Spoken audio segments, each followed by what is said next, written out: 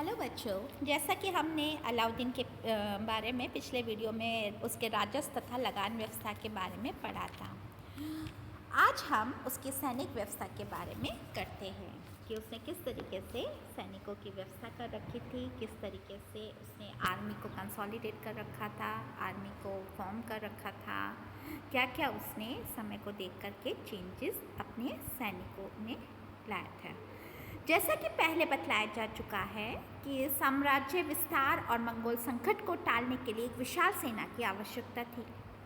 अतः अलाउद्दीन ने अपनी सैन्य शक्ति को सुदृढ़ बनाने की दिशा में भी कई महत्वपूर्ण सुधार किए। वह पहला सुल्तान था जिसने एक विशाल स्थायी सेना की नींव डाली जो हमेशा राजधानी में सेवा के लिए उपलब्ध रहती थी। सैनिकों की भर्ती सीधे सेना मंत्री द्वारा की जाती थी और सैनिकों को राजकोष से नकद वेतन देने की नीति लागू की गई। एक घोड़ा रखने वाले सैनिक के लिए 234 टंका वार्षिक और 2 घोड़े रखने वाले सैनिक के लिए 322 टंका वार्षिक वेतन निश्चित कर दिया गया।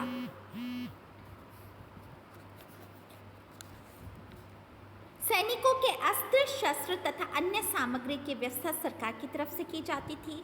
नए सैनिकों के प्रशिक्षण पर विशेष ध्यान दिया जाता था। उनकी पदोन्नति सुल्तान स्वयं करता था। भ्रष्टाचार को रोकने की दृष्टि से सेना मंत्री के रजिस्टर में प्रत्येक सैनिक का हुलिया लिखने की परिपाटी शुरू की गई। इसी प्रकार घोड़ों को दागने की प्रथा भी शुरू की गई ताकि सैनिक अच्छे घोड़ों को ना बदल सके।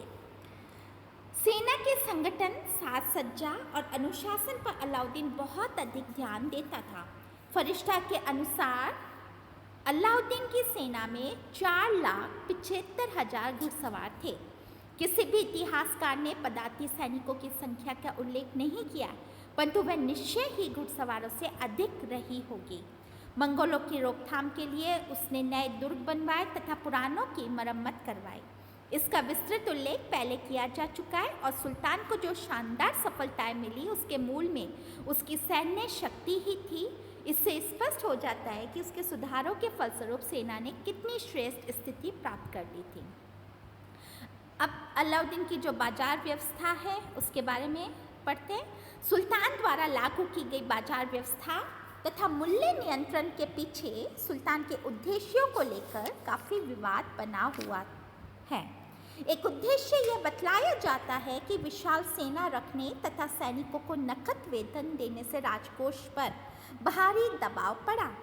अतः सैनिकों को कम वेतन दिया गया परंतु उनका जीवन आराम से गुजर सके इसलिए दैनिक उपयोग की सभी वस्तुओं के भाव निर्धारित कर दिए गए।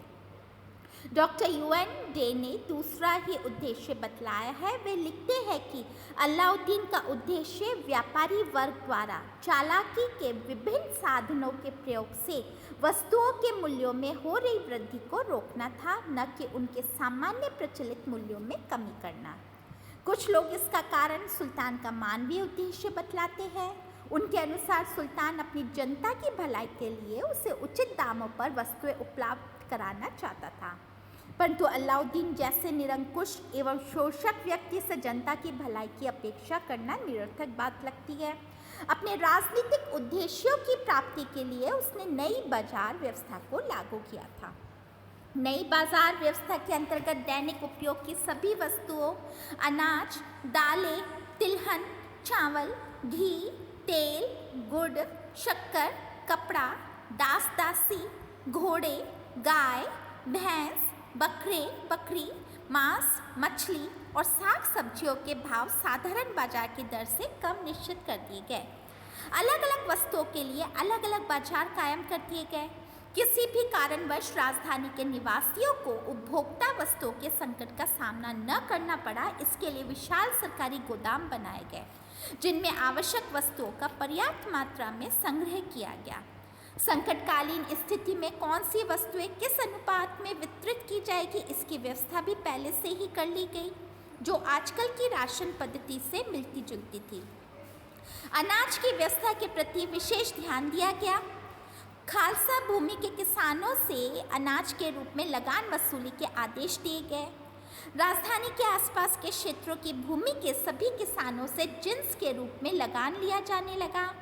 किसानों से ली जाने वाली जिंसों के भाव भी तय कर दिए गए। अनाज खरीदने का काम केवल परमिटधारी व्यापारियों को ही सौंपा गया। अन्य किसी व्यक्ति को किसानों से सीधा अनाज खरीदने की आज्ञा नहीं थी। दूर स्थानों से राजधानी में अनाज लाने का काम करने वाले बंजारों को राजधानी के पास ही बसा दिया गया ताकि कम मुनाफे के कारण वे लोग इस काम को छोड़कर कहीं अन्यत्र न चले जाए। जिन व्यापारियों के पास पर्याप्त पूंजी नहीं होती थी उन्हें राज्य की ओर से ऋण दिया जाता था। कपड़े के व्यापारियों को बाहर से माल मंगाने के लिए अग्रिम धन दिया जाता था। सभी वस्तुएं निर्धारित भाव पर बेची जाती रही है और सही तौल कर अथवा माप कर दी जा रही है। इसकी जांच पड़ताल सुल्तान स्वयं भी करता रहता था और इसके लिए वह छोटे बच्चों से सामान मंगवाया करता था। यदि कोई व्यापारी अथवा दुकानदार बेईमानी करता तो उसे सख्त सजा दी जाती थी। कम तौलने वाले दुकानदारों का उसी मात्रा में उनके शरीर से मांस निकाल लिया जाता था। सुल्तान के अलावा अन्य किसी भी व्यक्ति को इस संपूर्ण व्यवस्था में थोड़ा सा परिवर्तन करने का भी अधिकार नहीं था। अकाल के दिनों में जब अनाज मंडी के सबसे बड़े अधिकारी शहना-ए-मंडी ने गल्ले के दामों में थोड़ी सी वृद्धि की बात कही तो सुल्तान ने उसी समय बाजार में ही उसे कोड़े मारे जाने की सजा दी। अपनी संपूर्ण व्यवस्था को सफलतापूर्वक चलाने के लिए सुल्तान ने प्रत्येक बाजार के लिए अनेक पृथक अधिकारी नियुक्त किए और प्रत्येक बाजार में गुप्तचरों का जाल बिछा दिया। इस व्यवस्था को केवल राजधानी तथा उसके आसपास के क्षेत्रों पर ही लागू किया गया अथवा समूचे साम्राज्य में लागू किया गया। इस प्रश्न पर इतिहासकारों में भारी मतभेद है। Doctor KS. लाल ने अनेक तर्क देकर यह सिद्ध करने का प्रयास किया कि यह व्यवस्था केवल राजधानी तथा उसके आसपास के क्षेत्रों तक ही सीमित थी। यह बात दूसरी है कि इसके परिणाम स्वरूप देश के अन्य भागों पर भी प्रभाव पड़ा होगा। सुल्तान अपने उद्देश्यों में सफल रहा। इतिहासकार बर्नी ने भी लिखा है कि सुल्तान की मृत्यु पर्यंत वस्तुओं के भाव एक जैसे ही बने रहे। इसलिए डॉक्टर के.एस. लाल ने लिखा है कि उसकी सफलता भाव को कम करने में उतनी नहीं है जितनी कि एक लंबे समय तक भावों को नियंत्रण में रखने में है। उसके समय की परिस्थितियों विशेषकर मंगोलों के निरंतर आक्रमण और साम्राज्य विस्तार के लिए किए गए सैनिक अभियानों को देखने से अलाउद्दीन की सफलता का महत्व और भी अधिक बढ़ जाता है। अब हम उसकी व्यवस्था के दूसरे पहलू को लेते हैं। इसका जनता पर क्या प्रभाव पड़ा? अधिकांश इतिहासकारों की मान्यता है कि उसकी बाजार व्यवस्था से जनता के किसी वर्ग को लाभ नहीं पहुंचा। सबसे अधिक क्षति किसानों को उठानी पड़ी, जिन्हें अपनी कुल उपज का लगभग 75% सरकारी करों के रूप में अदा करने के लिए विवश होना पड़ा और बची हुई उपज भी निर्धारित मूल्य पर बेचनी पड़ी। परंतु गांव के इन किसानों को दैनिक उपभोग की अन्य वस्तुएं निर्धारित मूल्य पर उपलब्ध कराने की कोई पृथक व्यवस्था नहीं की गई।